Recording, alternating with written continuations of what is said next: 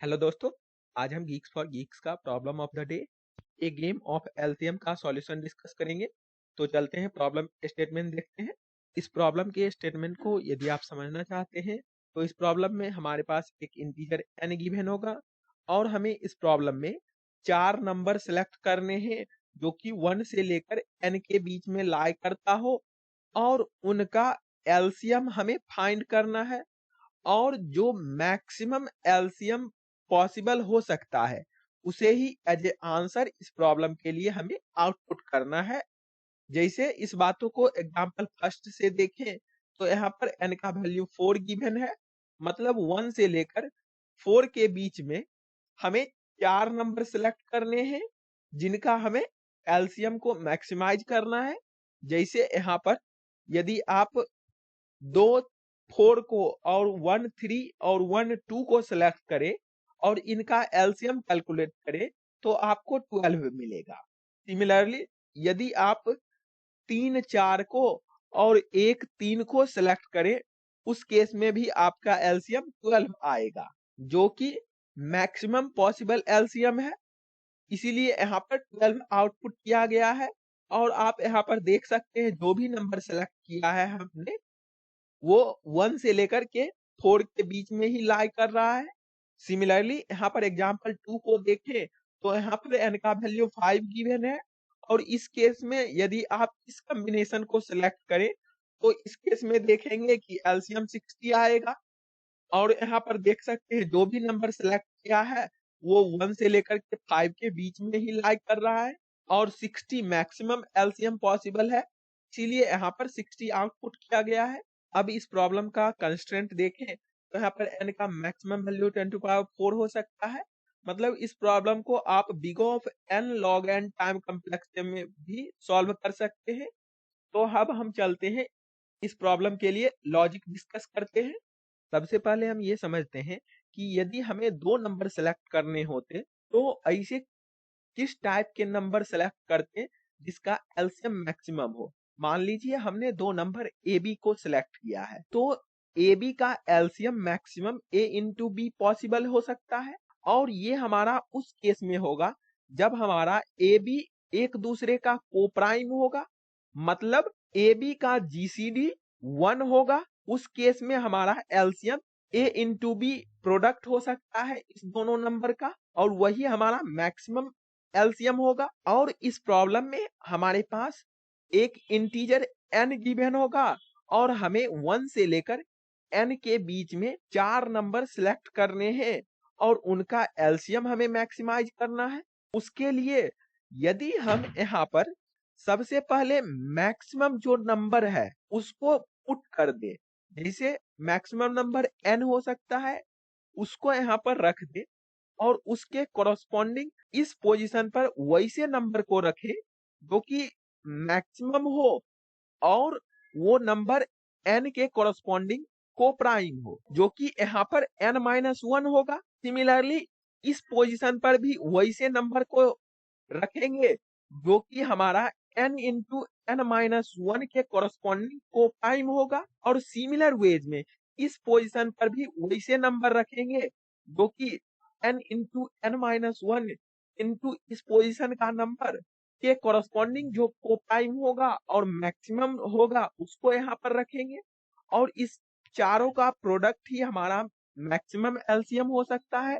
जैसे यदि n का वैल्यू हमारे पास 11 होता है उस केस में यदि हम फर्स्ट नंबर को 11 पुट कर दें और सेकेंड नंबर को हम वैसे नंबर रखेंगे जो कि मैक्सिमम हो और 11 के कोरस्पॉन्डिंग को प्राइम हो और वो नंबर हमारा 10 होगा और उसके बाद थर्ड नंबर वैसे नंबर को रखेंगे जो कि 11 इंटू 10 के कोरस्पॉन्डिंग को प्राइम हो, मतलब 110 के कोरस्पॉन्डिंग को प्राइम हो और मैक्सिमम हो और वैसे नंबर 9 हो सकते हैं। सिमिलरली फोर्थ नंबर भी हम वैसे सेलेक्ट करेंगे जो कि 110 इंटू 9 का को प्राइम है और मैक्सिमम है और वो 7 होगा क्योंकि 8 यदि आप यहाँ पर रखेंगे वो को प्राइम नहीं हो सकता है इस नंबर के कोरस्पॉन्डिंग और इस केस में हमारा आंसर 11 इंटू 10 इंटू 9 इंटू 7 होगा जो कि मैक्सिमम एलसीएम होगा, क्योंकि हमने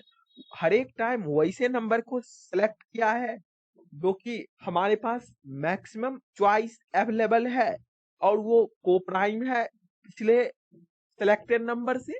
लेकिन यहाँ पर हमने जो स्टार्ट किया है ये मैक्सिमम नंबर 11 से स्टार्ट किया है। यहाँ पर दो चॉइस हो सकते हैं, या तो ऑड नंबर यहाँ पर रखें या फिर इवन नंबर रख सकते हैं। और इवन नंबर यहाँ पर मैक्सिमम हम 10 रख सकते हैं और उसके कॉरस्पॉन्डिंग फिर हम सिमिलर वेज में 3 डिफरेंट नंबर फाइंड कर लेंगे। मतलब हमारे पास जो गिवन नंबर n होगा उसके कॉरस्पॉन्डिंग एक बार हम n के लिए फाइंड कर लेंगे और एक बार हम n-1 के लिए फाइंड कर लेंगे, और इन दोनों में मैक्सिमम जो आएगा प्रोडक्ट इस फॉर्म का जो हमने कैलकुलेट किया है उसे आंसर रिटर्न करेंगे। तो चलते हैं, ऐसा ही एल्गोरिदम हम अप्लाई करेंगे अपने इस प्रॉब्लम में। यहाँ पर सबसे पहले हम जावा कोड डिस्कस करेंगे। यहाँ पर सबसे पहले हम जीसीडी फंक्शन एक लिखे हैं जो कि 2 नंबर ए बी का जीसीडी क्या है वो रिटर्न करेगा। वो हम कुछ इस तरीके से कैलकुलेट करते हैं, यदि ए हमारा 0 होता है तो उस केस में बी रिटर्न कर देंगे, और नहीं तो हम सिंपली रिकर्सिव कॉल कर देंगे जीसीडी को और उसमें हम बी मॉडुलस ए कर देंगे ए के जगह और बी के जगह ए रख देंगे, और इससे हमारा ए बी का जीसीडी आ जाएगा। और उसके बाद एक हम सॉल्व नाम का फंक्शन लिखे हैं जो कि n से स्टार्ट करेगा फर्स्ट नंबर को फिल करना। उसके लिए हम सबसे पहले a1 नाम का वेरिएबल n से इनिशियलाइज कर दिया है और एक इंक्लूड नाम का वेरिएबल 0 से इनिशियलाइज किया है, और ये हमारा काउंट रखेगा कि अब तक हम कितने नंबर को इंक्लूड कर चुके हैं इस a1 में। और इंक्लूड हम n-1 से स्टार्ट करेंगे करना। उसके लिए हम एक फॉर लूप लिखे हैं जो कि n-1 से रन करेगा और 1 तक रन करेगा और ऑलवेज i में डिक्रीमेंट करते गए हैं। और इस लूप के अंदर हम एक g नाम का वेरिएबल में जीसीडी फाइंड कर रहे हैं। अब तक हम जो नंबर कैलकुलेट कर चुके हैं a1 और जो i है जिसे अब हम चाहते हैं इंक्लूड करना, उससे जीसीडी फाइंड कर रहे हैं। और यदि g 1 होता है तब हम a1 में उसको मल्टीप्लाई कर देंगे i को और इंक्लूड में इंक्रीमेंट कर लेंगे बाय 1। और यदि इंक्लूड 3 हो जाता है तो हम a1 को रिटर्न कर देंगे और लास्ट में a1 को ही रिटर्न करेंगे। इससे हमारा n से स्टार्ट करते हुए ये 3 डिफरेंट पोजीशन फिल हो जाएगा। और उसके बाद यहाँ पर हम मैक्स जीसीडी फंक्शन लिखे हैं, इसमें हम math.max ऑफ सॉल्व n और सॉल्व n-1 को रिटर्न किए हैं। तो इस कोड को सबमिट करते हैं और देखते हैं कि क्या ये रन करता है। तो यहाँ पर देख सकते हैं हमारा कोड रन किया और टोटल टेस्ट केस पास किया। अब हम चलते हैं C++ कोड देखेंगे। C++ कोड भी आप यहाँ पर देख सकते हैं सिमिलर वेज में लिखा गया है। यहाँ भी हमने एक जीसीडी फंक्शन लिखा है और एक सॉल्व नाम का फंक्शन लिखा है और ll वेरिएबल लॉन्ग इंट हमने डिफाइन किया है सबसे पहले, और ये दोनों फंक्शन सिमिलर वेज में प्रोसीड करेगा। और उसके बाद मैक्स जीसीडी फंक्शन में हमने सिमिलर वेज में maximum value solve of n और सॉल्व ऑफ n-1 का रिटर्न किया है। तो इस लैंग्वेज में भी इस कोड को सबमिट करते हैं और देखते हैं कि क्या ये रन करता है। तो यहाँ पर देख सकते हैं इस लैंग्वेज में भी हमारा कोड रन किया और टोटल टेस्ट केस पास किया। अब यदि इस कोड का टाइम कम्प्लेक्सिटी देखें तो यहाँ पर सॉल्व फंक्शन आप देख सकते हैं ये for loop big of n time run करेगा वर्स्ट केस में, और ये जीसीडी उसके अंदर कैलकुलेट कर रहे हैं जो कि log n टाइम रन करेगा वर्स्ट केस में।